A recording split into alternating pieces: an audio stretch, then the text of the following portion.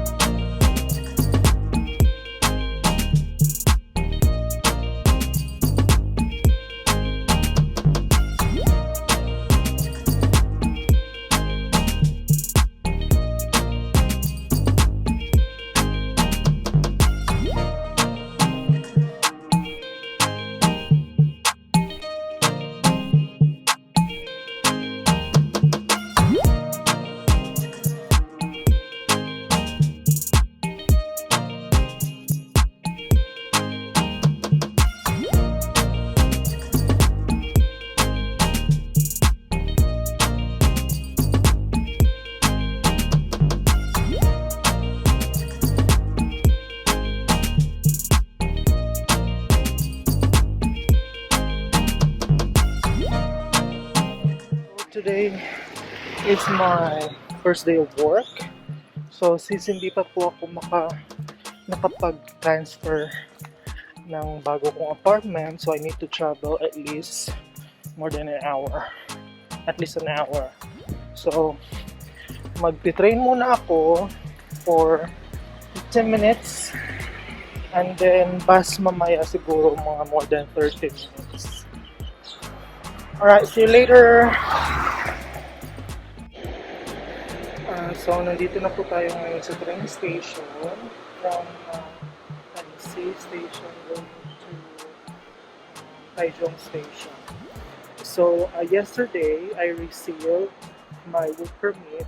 So, sabi ng director ng bago kong school, so I have to report today. So, this is my first day of work.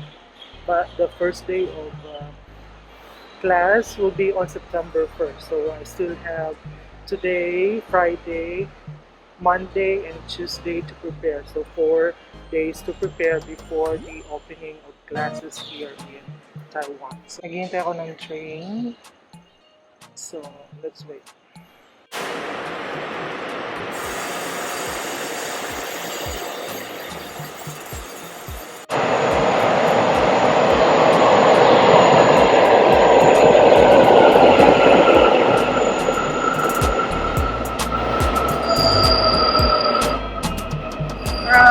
Dito na yung train.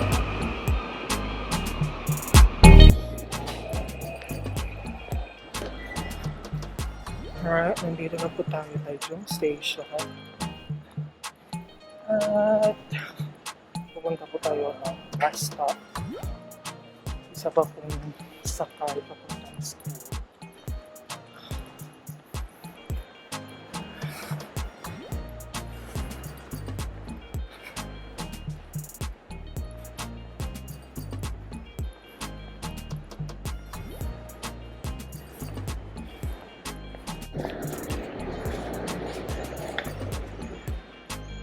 Lakad-lakad tayo.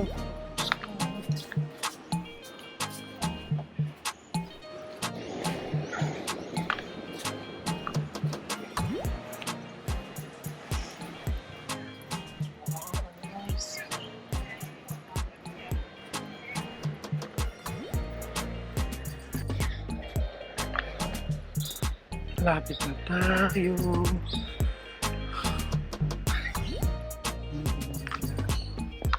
Oh.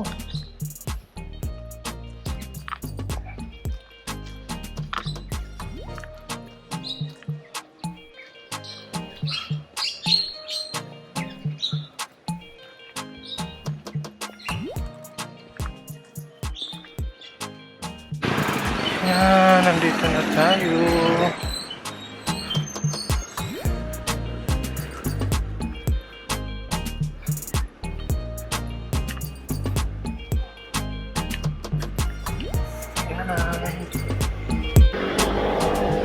Alright, it's time to go home. So since still summer break, so we are allowed to leave at 4 o'clock.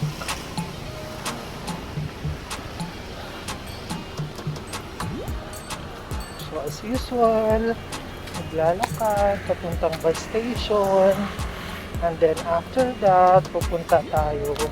Sasakay tayo ng train station papuntang Xie-xie station from Taiwan station. So, init. I'll be sharing my experiences as a public teacher here in Taiwan.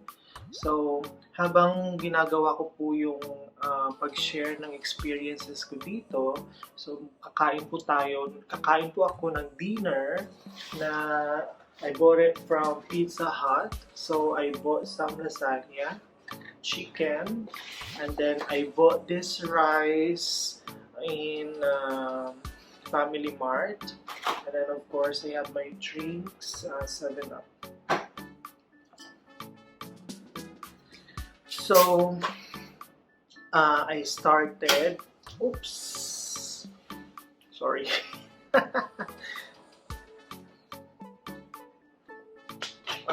So, I started to teach in a public school here in Taiwan when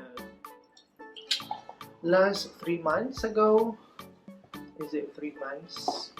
From August, last week of August, September, October, November. Yeah, so for all I can say is so far so good.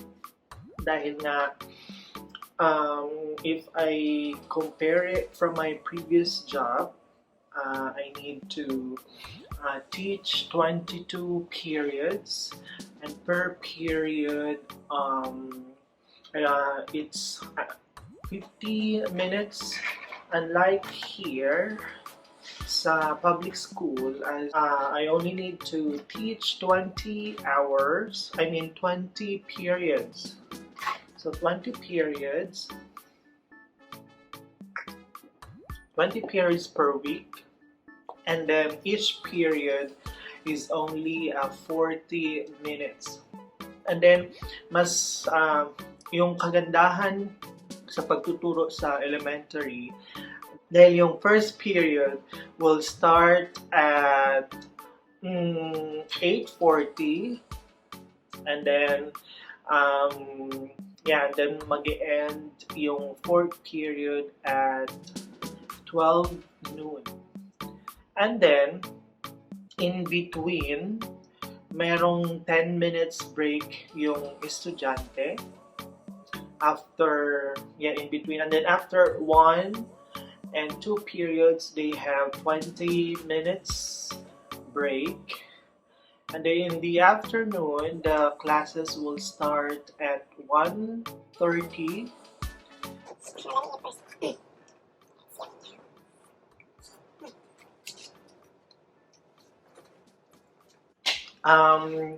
The classes in the afternoon will end at 4 o'clock. But on every Monday, nag-end yung class around 3 o'clock. And then, every Wednesday, morning classes lang yung elementary until 12 noon. And then, after that, so most of them go to cram schools. since their parents are busy. Yan yung kagandahan sa pagtuturo dito sa public school dahil may time ka talaga mag-prepare ng iyong lesson, mag-prepare ng lesson plan, mag-prepare ng presentation, your PowerPoint presentation.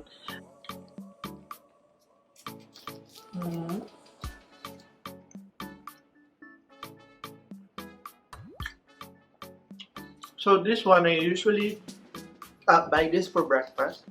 But since walang rice yung dinner ko ngayon, so I need to eat one piece of this. I don't know how to call this one. So, kinakain ko lang siya dahil masarap siya. And then, when you buy it in Family Mart, pag past 5 na, so may 30% discount. So, from $45, parang $32 na lang siya. So, nakakatipid ako.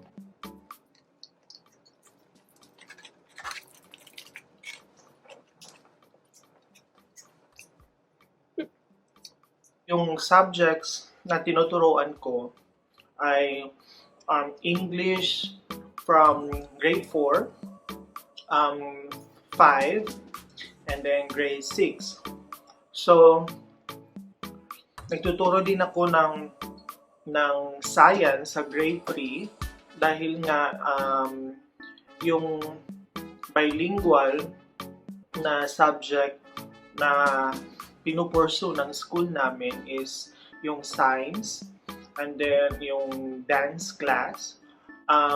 Kahit hindi ko feel nagti-teach ng yun nga, ng science, so nakaka-survive naman. So as of the moment, nasa almost finals na kami. So after December, so next year January, so maybe 5 to 6 weeks, so final exam na for the first semester. Students usually use Chinese books. I mean the language for the science books, so it's in Chinese. So I'm using some references or books na English, and then I make my own worksheets. So if you need worksheets for grade 3 science, so just let me know. Just comment below, and then I am willing to share my worksheets, my presentations. Medyo mahirap pag wala kang background sa pag-teach ng science, since I know most of us na Filipinos, yung na-hire is major in English. Kung elementary ka man, so that's good for you dahil you can teach any subjects naman.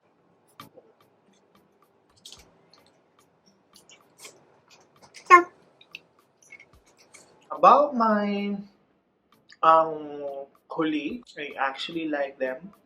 They are very helpful. They will guide you kung ano man yung mga kailangan mo malaman. Dahil even though you are already an experienced teacher in the Philippines or in other sector here or in other schools here in Taiwan, so public schools or the local teachers have their own management inside the classroom.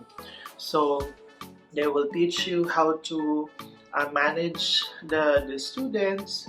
They will teach you the content of your lesson, since tayo na foreign English teacher ay merong ka-co-teaching na local teacher sa Taiwan. So most of the time, you have to discuss kung ano yung kailangan yung gawin before the class starts.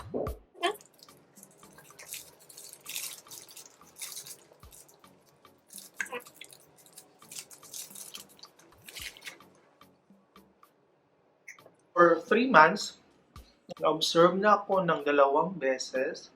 The first one was I think last month. So yung principal at yung director yung nag-observe sa akin. Yeah, I got a very good feedback from them. And then after that, just this month, so I think the professors from one of the universities here in Taiwan na under ng MOE, so they all also observe my class and they said good feedback also about it. Of course, there are things that I need to develop or improve. Dahil nga, I only have 1 year experience teaching elementary students, so I need to adjust the strategies or the method. And then, aside sa tinuturo kong English sa grade 4, 5, and 6 and science sa grade 3, I am also teaching an international education wherein I am allowed to teach the culture, the language, or the Filipino language. So all I need to do is to introduce our country. I introduce some of the easiest phrases or sentences in Filipino, and then I introduce some famous dishes or food, street food, then mode of transportation sa Pinas.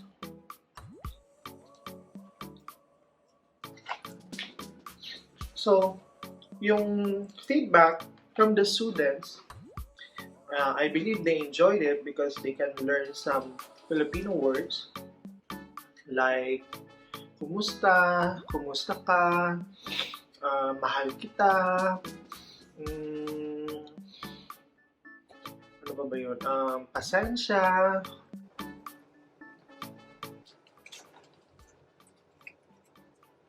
And then, so, nakapag-talk na rin ako or some kind of seminar.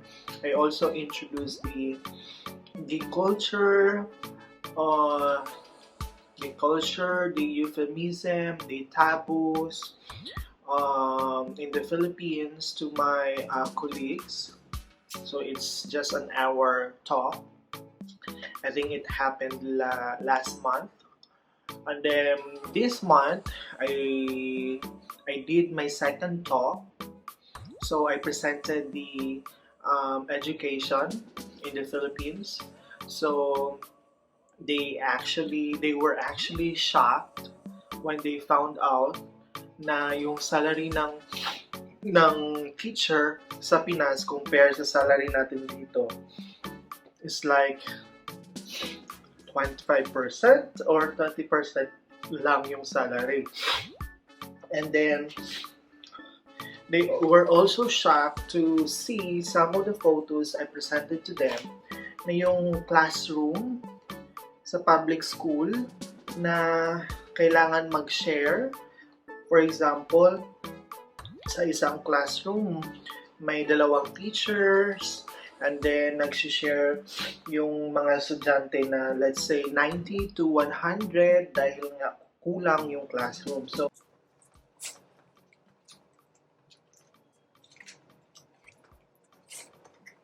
if you ask me which one is better, either the elementary or the secondary or middle school, I will be given a chance to choose between the two. So I will choose elementary dahil nga yung parang easy lang na all you need to do is to strategize your lesson, and then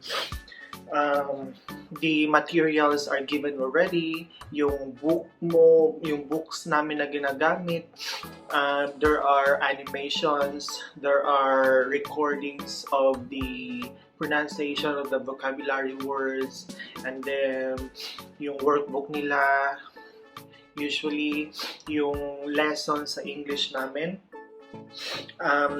Dinidivide siya sa parang merong vocabulary, and then meron siyang phonics, and then meron siyang dialogue, and grammar focus. It's actually good resources dahil nandun na lahat yung kailangan na skills na i-develop ng mga estudyante, wherein na ma-develop yung, of course, yung reading nila, yung listening nila, tapos yung writing through.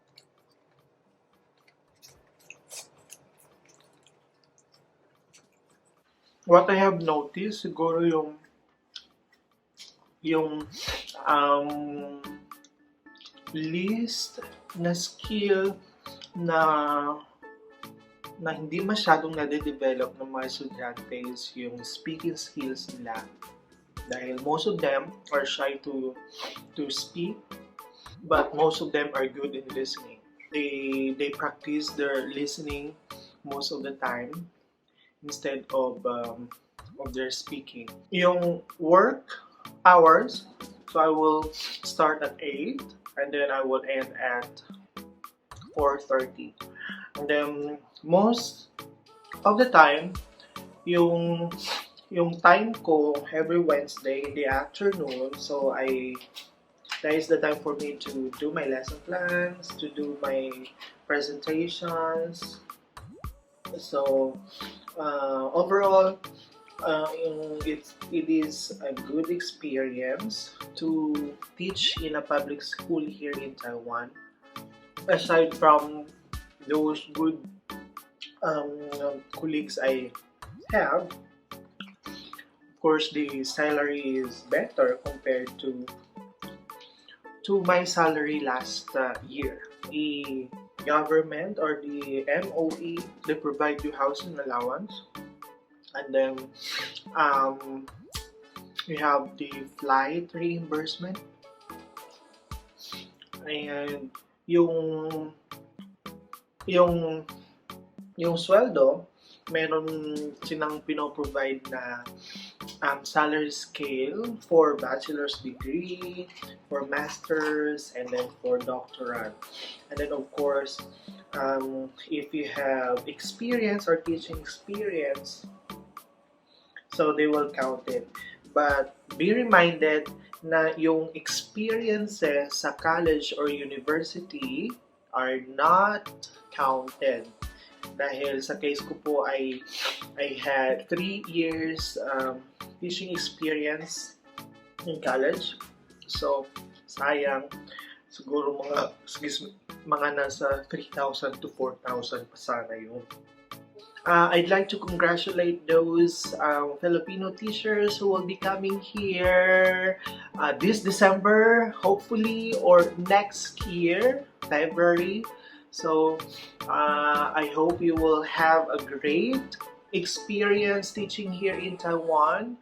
And if you need some help, so you can just send me a private message through my Facebook account or my IG account, so you can follow me there and send me a private message. So I am very much willing to help you or to give you some advice. So if you like this video, don't forget to like and share. And if you are not yet a subscriber, so don't forget to subscribe and hit the notification button so that you can be notified every time I upload a new video. Thank you so much. Bye-bye.